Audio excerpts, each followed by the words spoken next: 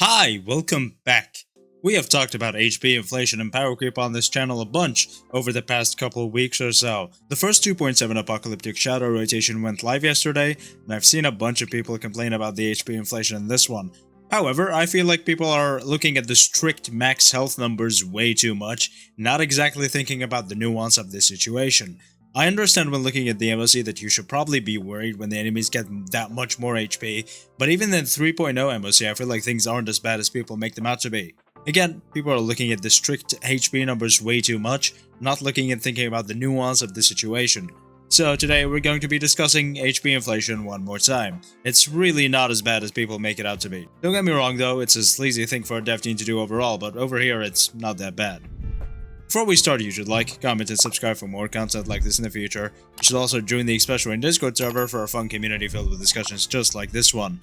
I want to once again thank you for the support I've been getting lately. Not only have I reached my goal of 2,500 subs before the end of the year, but we're also on our way to breaking 2,700 as well. I really appreciate all of it. Now let's get onto it. So the problem stems from the 2.6 and 2.7 Apocalyptic Shadow rotations, where the second half bosses have 3.5 million HP and 4 million HP per phase respectively.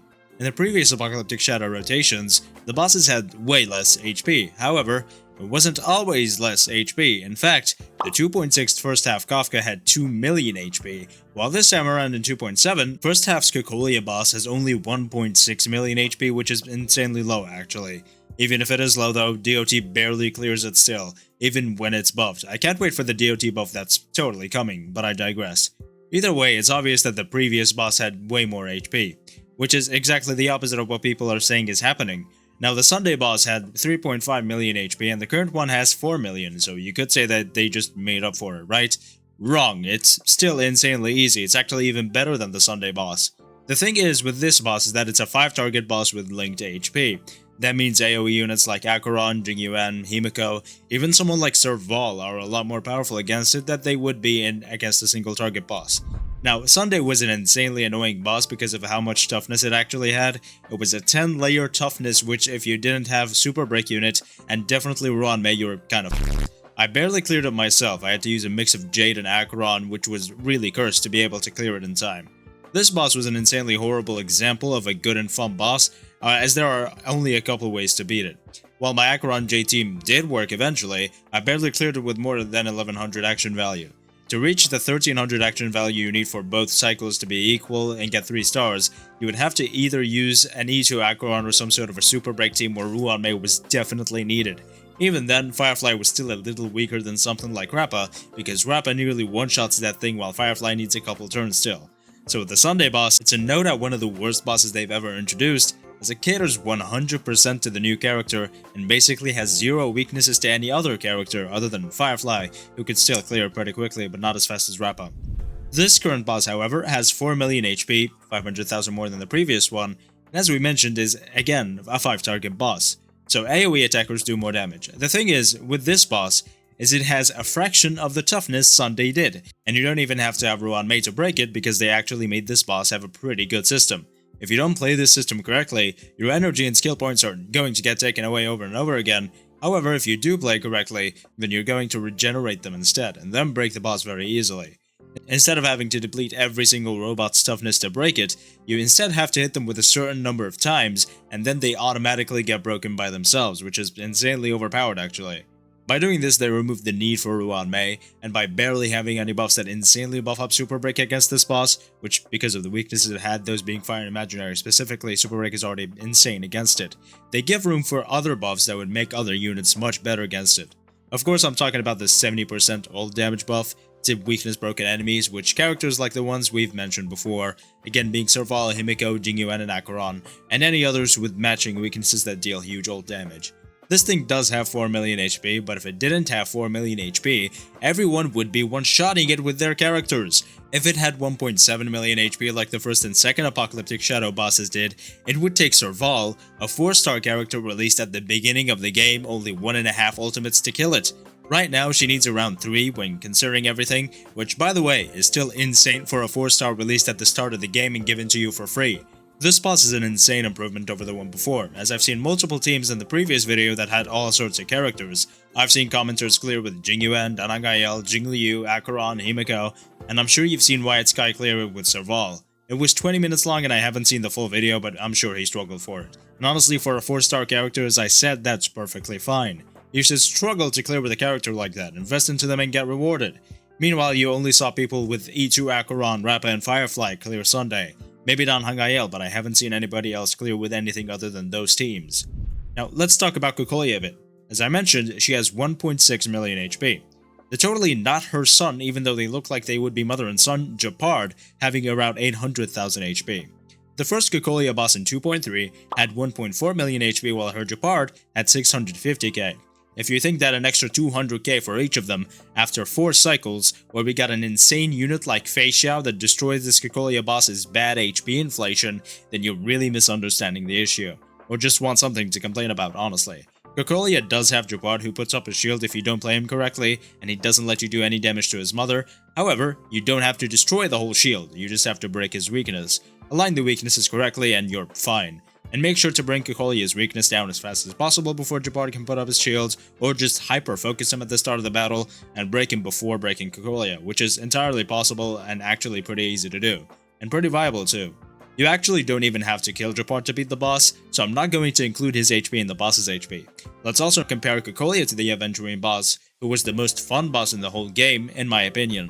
So, Aventurine had 1.9 million HP, it was insanely easy with a Dotkaran team or a Fei Xiao team. You could easily kick his ass with 1500 to 1600 action value left over with the best teams available. I predict that the next time we see him, it's going to be during Aglaea's banner run. He's probably going to have 2.5 million HP, maybe more, but I don't see them increasing it that much for a boss that doesn't absolutely destroy itself like future bosses, which we're going to talk about. Now, he does damage himself with the dice, but it's not that much overall compared to the future bosses, so around 2.5 million HP, possibly more if they want to be sneaky and sleazy and slimy bastards, but it's probably not going to happen, so it's completely fine in my opinion.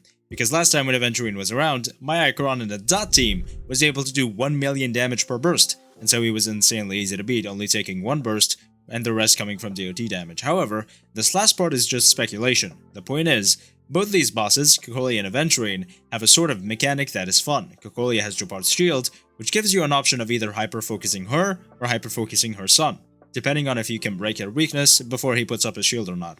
Aventurine has his dice, which I've explained all about in a previous video about HP inflation, but long story short is you can break his dice to rack up his score. The more score you have, the bigger dice you get, which can also target some bigger dice that give you a higher risk, higher reward playstyle.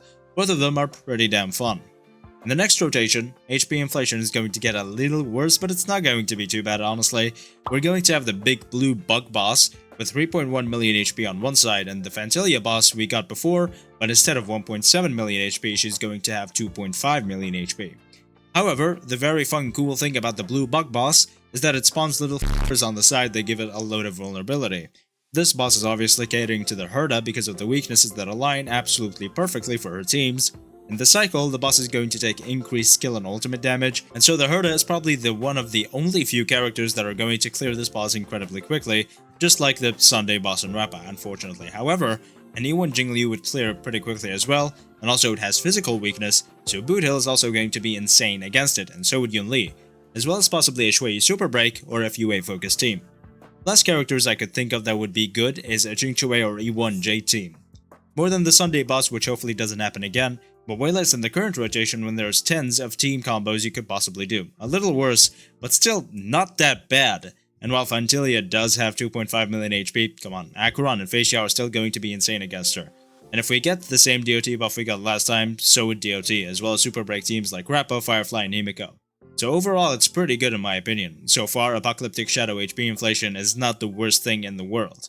I think people are blowing it way out of proportion, and other than the next rotation, which is going to be tough, it's fine right now and there are still many team comps you can use to beat it. However, they could nerf it right before it goes live like they did for this MOC cycle with Svarog. So Apocalyptic Shadow is definitely the most fun game mode in my opinion. It has a clear goal for you to do, which is to break the boss and deal a shit ton of damage. It had a problem with the Sunday boss, which had you use Raw and Mei or else you're kind of f***ed. However, every other boss was either perfectly fine or insanely fun, like the Aventurine boss, which I already talked about in a previous video, and this new TV Dino boss, which is absolutely amazing. So, Apoc Shadow has avoided HP inflation so far. I kinda complained about the Dino boss being toxic for reducing your energy and skill points in the last video, but honestly it was because I didn't figure out the system yet. I'm sorry about that, I was speaking out of my ass. Now, don't go around calling me a Hoyo shill. I've obviously spoken about HP inflation in the game before, and it's a problem once it gets too big. However, people are saying it's a problem in the Apocalyptic Shadow, which is really just not the case. If these bosses had less HP, it would be insanely easy, and that's not really a good thing. Endgame modes should still be endgame modes where you either need highly invested characters to clear it, or the new unit with pretty good supports. You shouldn't expect to clear MOC 12, Apoc Shadow 4, and even Pure Fiction 4, even if the last one is really easy, without heavily invested units or the new 5-star unit. However, MOC 12 has gotten a lot harder.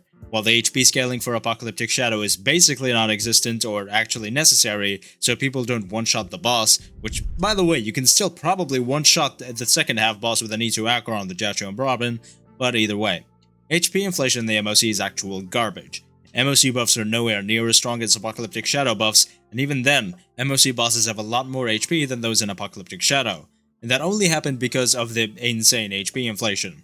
We already discussed HP inflation in previous videos, again, and we all know it sucks. Nowadays, you definitely can't clear the new MOC cycles with older units unless you use them with the newest supports like Sunday and Robin, in the case of Dan Heng Il and Jing Liu.